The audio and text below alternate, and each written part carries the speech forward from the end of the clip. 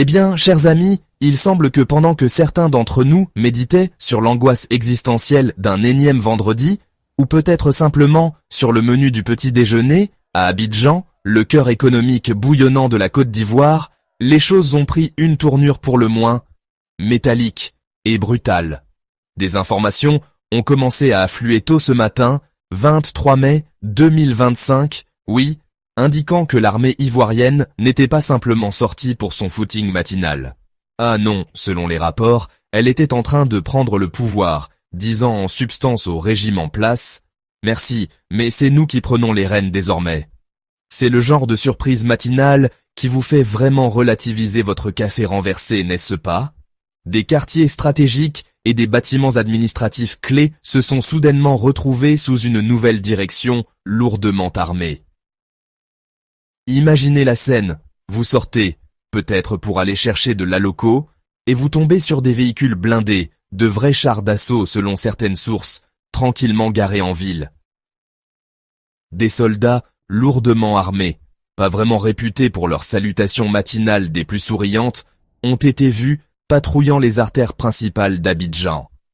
On est loin de l'embouteillage classique, n'est-ce pas? Ce n'était pas un défilé, non.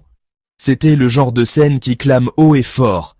Quelque chose d'important, et probablement pas terrible pour la démocratie, est en train de se passer. La ville, d'habitude si vibrante et pleine de vie, était soudainement sous l'emprise d'une énergie bien différente, une tension palpable qu'on aurait pu couper à la baïonnette. Un rappel brutal que la stabilité politique peut être une chose bien fragile. Puis, vers l'heure civilisée de 6 heures du matin, au moment où vous appuyez sur la touche « snooze » pour la 3e fois, la chaîne de télévision nationale, la RTI, a diffusé un programme spécial. Et non, ce n'était pas le lancement d'une nouvelle mode de fitness. Un groupe d'officiers militaires, à l'air très sérieux et officiel, est apparu à l'écran. Ils n'ont pas perdu de temps en salam alek. Ce n'étaient pas les membres de la brigade de surveillance du quartier, si vous voyez ce que je veux dire.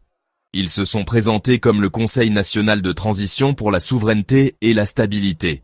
Un titre plutôt ronflant, il faut l'avouer, pour un groupe qui annonce en gros qu'ils ont mis les anciens patrons à la porte. Et qu'a déclaré ce conseil fraîchement constitué? Eh bien, ils sont passés en mode nouvelle direction sans détour. Premièrement, la Constitution, suspendue, disparue, pouf. Le gouvernement en place, dissous, au revoir et merci. Franchement, on n'aimerait pas être à leur place. Et pour s'assurer que personne n'ait la bonne idée de passer faire un tour ou de filer en douce, toutes les frontières terrestres, aériennes et maritimes ont été déclarées fermées jusqu'à nouvel ordre. C'est comme si on mettait tout le pays sous cloche, en mode « ne pas déranger » pour une durée indéterminée, mais avec des fusils en plus. Voilà, mes amis, comment une nation se réveille et découvre que les règles du jeu ont été complètement réécrites avant même que la plupart des gens n'aient bu leur première tasse de Nescafé. Bon, chaque fois qu'un groupe armé décide de changer unilatéralement les dirigeants d'un pays, il a généralement une liste de raisons. Vous savez, le genre de discours « ce n'est pas toi, c'est nous, ah non, attendez, en fait, c'est carrément toi ». Et nos nouveaux amis, le Conseil national de transition pour la souveraineté et la stabilité, n'ont pas fait exception. Ils ont pointé du doigt ce qu'ils ont qualifié de graves défaillances du régime désormais déchu. Parmi les principales, selon eux, une gouvernance absolument gangrenée par la corruption et le népotisme. Choquant, je sais. La corruption en politique? Révolutionnaire. C'est un peu comme s'ils venaient de découvrir que l'eau ça mouille, ou que les politiciens aiment bien s'écouter parler. Mais attendez, ce n'est pas tout. Au-delà des accusations de pot de vin et de copinage, les porte-paroles militaires ont également souligné un climat d'insécurité croissant qui s'emparait de la nation. Alors, insécurité, ça peut être un terme un peu vague, mais en général, ça veut dire que les gens ne se sentent pas particulièrement en sécurité, ce qui, vous en conviendrez, est une attente assez fondamentale vis-à-vis de son gouvernement. Donc, en gros, les militaires ont dit « Vous n'êtes même pas capable d'assurer la sécurité dans les rues, ni d'arrêter de vous en mettre plein les poches, alors on prend les choses en main. » C'est une affirmation audacieuse, qui les positionne comme des héros réticents venus nettoyer les dégâts. savoir s'ils sont équipés pour faire mieux est, bien sûr, une question entièrement différente et beaucoup plus compliquée. La liste des justifications s'est allongée, brossant un tableau plutôt sombre de la situation, du moins de leur point de vue. Ils ont également cité l'incapacité apparente des institutions du pays à répondre aux besoins fondamentaux des citoyens. Pensez-y, la mission fondamentale d'un gouvernement, subvenir aux besoins de son peuple, n'était, selon ses officiers, pas remplie. De plus, ils ont évoqué des tensions ethniques et sociales mal gérées, qui, selon leurs termes, menaçaient l'unité nationale. Quand différents groupes dans un pays sont à couteau tiré, et que le gouvernement est perçu comme attisant les braises ou simplement incapable de les éteindre, c'est la recette d'un désastre, ou dans ce cas, d'une intervention militaire. Finalement, ce groupe d'officiers a affirmé agir au nom du peuple ivoirien. Oui, le refrain habituel. Il ne le faisait pas pour le pouvoir. Oh non, loin de là cette pensée. Il le faisait pour restaurer l'ordre, la justice et la dignité même de l'État. C'est un sentiment noble, ou du moins, ça sonne noble quand c'est dit avec un visage impassible et en uniforme. La grande question qui plane, plus lourde que l'humidité d'Abidjan, est de savoir si cette action spectaculaire mènera réellement à l'un de ces nobles objectifs, ou si ce n'est qu'échanger un lot de problèmes contre un autre, potentiellement plus explosif. Seul le temps, et probablement beaucoup d'attentes nerveuses, nous le dira. Alors, une prise de pouvoir militaire apparente est annoncée. Comment la nouvelle est-elle accueillie? Eh bien, au niveau national, c'était mitigé, ce qui est peut-être la façon la plus polie de dire que certains étaient contents, d'autres terrifiés, et beaucoup simplement confus. Sur les réseaux sociaux, ce baromètre toujours si fiable de l'opinion publique nuancée, les réactions seraient allées d'expressions de soutien, des gens espérant que cela annonçait une nouvelle ère politique meilleure, à des craintes profondes d'un retour à l'instabilité et aux crises post-électorales que la Côte d'Ivoire a malheureusement connues par le passé. C'est comme un test de Rorschach national, que voyez-vous dans cette intervention militaire? Espoir ou horreur? Ce qui ajoute une bonne couche de « attendez quoi ?» à toute cette situation, c'est le fait que pas plus tard qu'hier, le 22 mai, l'Agence nationale de la sécurité des systèmes d'information de Côte d'Ivoire, ANSSI, oui, le nom est un peu long, je sais, a officiellement et très fermement démenti les rumeurs de coup d'État. Ils avaient qualifié ces rumeurs, qui circulaient apparemment sur la plateforme X, anciennement Twitter bien sûr, de fausses et totalement infondées. Ils sont même allés jusqu'à dire que tout cela faisait partie d'une campagne de désinformation délibérée et coordonnée. Donc, un jour c'est de l'intox, le lendemain il y a des chars. Gênant.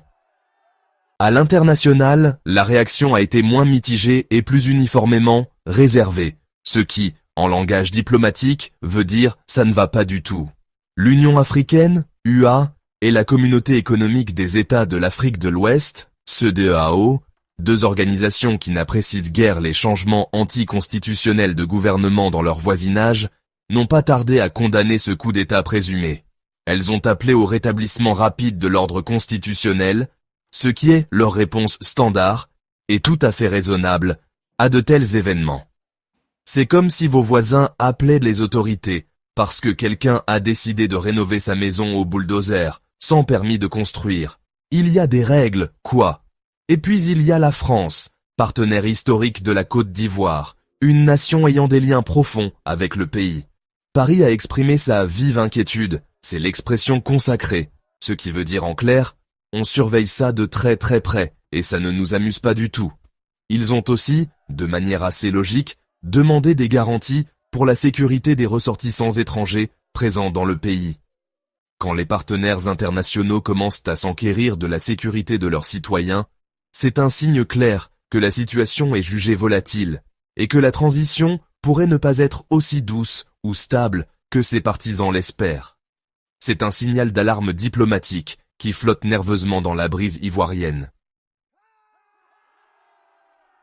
Donc, les militaires sont aux commandes, ils ont donné leurs raisons, et le monde a collectivement haussé un sourcil. Quelle est la suite du programme pour le Conseil national de transition pour la souveraineté et la stabilité?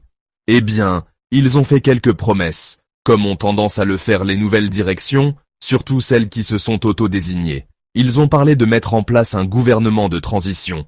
Le mot « transitoire » est ici particulièrement chargé de sens, impliquant que ce n'est qu'un état temporaire avant que les choses ne reviennent à quelque chose. Les détails sur qui composerait ce gouvernement et sur le caractère réellement transitoire de celui-ci restent assez flous, comme c'est souvent le cas dans le chaos initial. Au-delà de la vague promesse d'un gouvernement temporaire, les officiers ont aussi agité la carotte des élections. Ils se sont engagés à organiser des élections libres et transparentes dans un délai de 12 mois.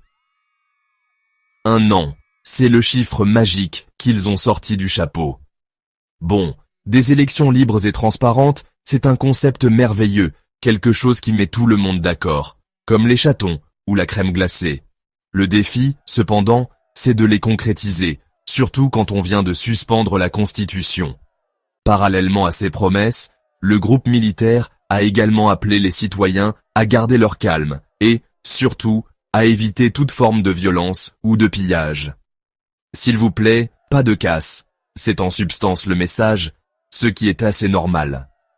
Pendant ce temps, à Abidjan, l'atmosphère aujourd'hui est décrite comme tendue mais, peut-être de manière surprenante, relativement calme. De nombreux commerces seraient restés fermés, et les écoles ont jugé que ce n'était probablement pas le meilleur jour pour apprendre l'algèbre, suspendant leurs activités. Les citoyens, dit-on, sont prudents. Malheureusement, ce n'est pas la première fois qu'ils vivent ce genre de situation. Les Ivoiriens, selon de nombreux témoignages, attendent et observent, essayant de jauger si les grandes promesses de stabilité et de réforme se concrétiseront réellement, ou s'il ne s'agit que d'un nouveau chapitre dans un long livre de bouleversements politiques. Cette attitude attentiste est compréhensible quand le sol vient de trembler si fort sous vos pieds. Et qu'en pensent les experts? Eh bien, ceux qui étudient ces questions pour vivre, les politologues et les analystes régionaux, expriment une bonne dose de scepticisme quant à une transition pacifique. Les intentions, notent-ils sagement, même si elles sont réellement bonnes, ne garantissent pas une issue favorable. L'histoire récente même de la Côte d'Ivoire témoigne du fait que les changements de régime, en particulier ceux initiés par la force, conduisent souvent à des périodes de profonde incertitude, de tensions accrues et parfois, tragiquement, de violence. Le chemin à parcourir est indéniablement trouble, et savoir si cette intervention mènera à la stabilité promise ou si elle ne fera qu'ouvrir la voie à de nouveaux troubles est une question à laquelle, pour l'instant, personne ne peut répondre avec certitude. Si vous n'aimez pas les résumés barbants, mais que vous adorez les beaux matchs, alors cette chaîne est faite pour vous. Si vous avez aimé la vidéo, n'hésitez pas à liker. Abonnez-vous pour plus d'analyses de matchs et activez les notifications pour ne jamais rater un but. Dites-nous ce que vous en pensez dans les commentaires, on a hâte de vous lire. On se retrouve très vite. Salut!